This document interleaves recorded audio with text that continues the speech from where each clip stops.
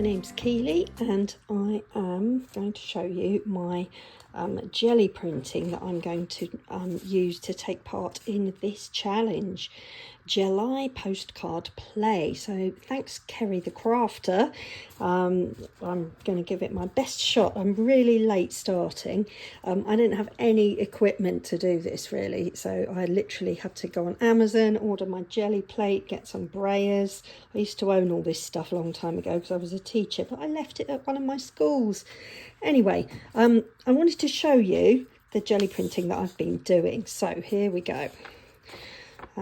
You'll probably see from the colours the kind of things that I like.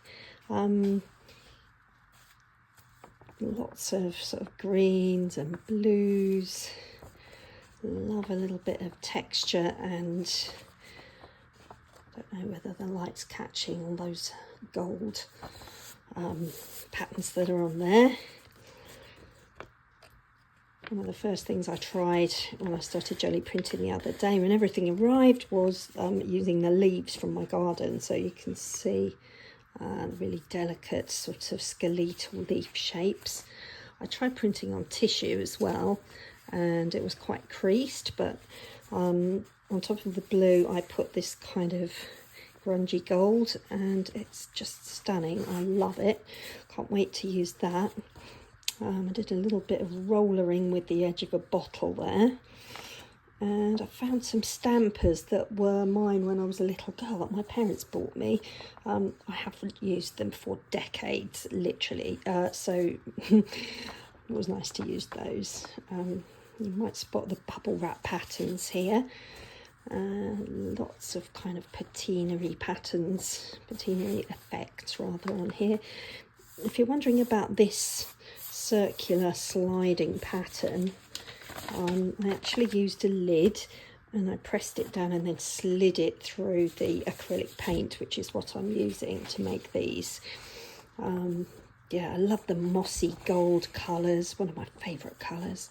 Not sure about the blue with it, but anyway, find something interesting to do with that. Now, I was a bit disappointed with this. Can you see what's happened to the paper? But actually, I quite like the grungy ripped effect. So I'm going to live with that. I built up loads of layers. I'd used the hairdryer to dry some of them. But unfortunately, I think it was all just a bit too dry. It was a hot day. And then when I put the paper on, I probably pressed down a bit too hard, and some of the paper got stuck to the jelly plate. But hey, there are bits of that I can use, and I really love the colours. Slightly more subtle, sort of lavendery blue with a bit of bubble wrap. I might do some more with that, but it might make a really good background. Again, leaves from my paper plane trees in my garden. And I did try doing some magazine, oh crikey, what do you call them? Foil Art showed me how to do these on YouTube the other day. Magazine transfer prints anyway, but you can see those slightly ghostly images of the faces. I don't really buy magazines, so I had to just use what I've got. And I don't have loads of equipment. I haven't got boxes and boxes of craft supplies. I've got some old felt tips I had as a child and a few bits and bobs and random stuff lying around, like I used this to do some printing, and I don't smoke, but I have a cigarette lighter lying around for lighting candles and things, and I used the end of that. So, you know, if you wanted to join in with this challenge, or if you wanted to give jelly printing a try, I started completely from zero, so I'm sure with a little bit of creativity you could find some things to help get you started.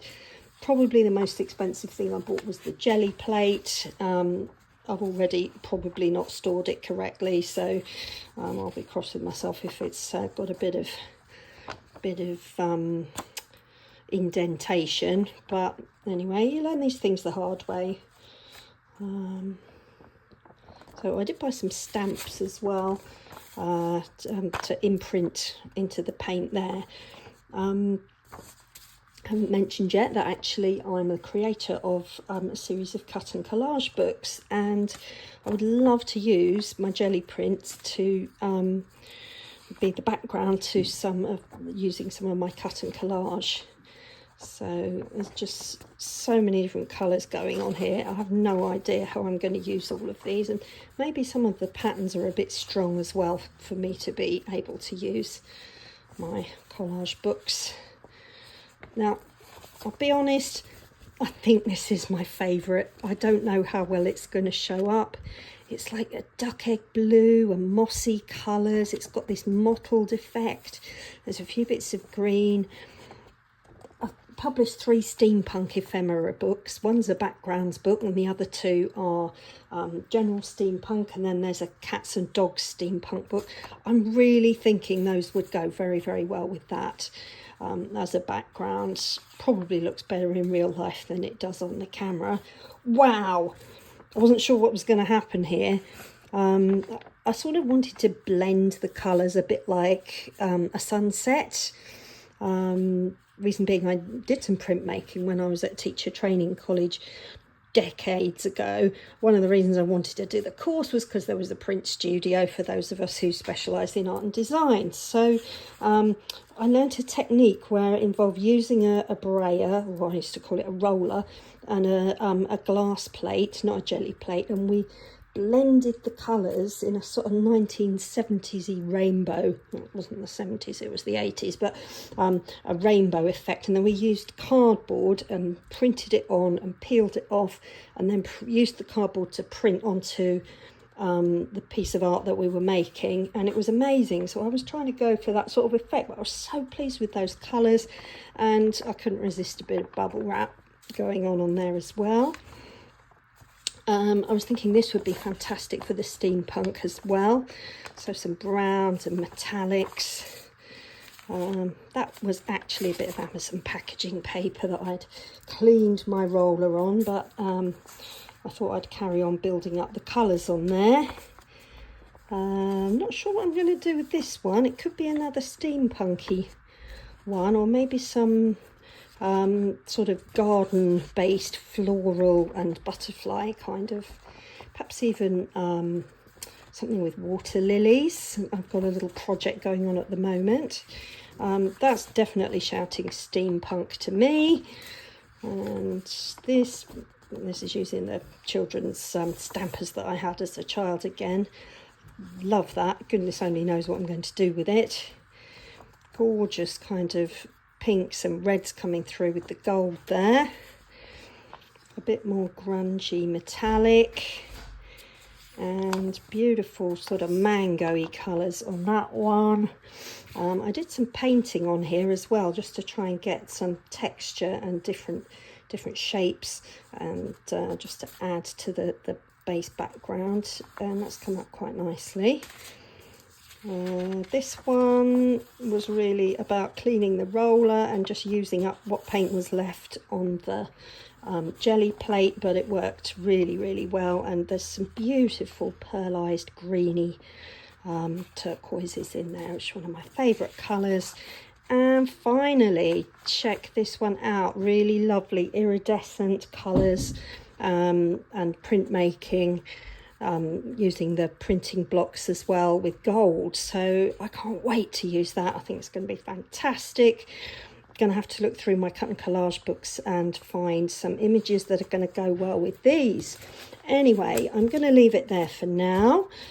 Don't forget to check out the gelli postcard play hashtag, and you'll see all sorts of projects that different people are making. I hope you enjoyed this video. It's my first YouTube video. Oh my gosh. So I would absolutely love it if you could like and subscribe to my channel. I can't wait to get going with my postcards. I've got the card ready to cut out and stick, so I need to do a bit of careful selecting. And I'll see you in the next video. Bye for now.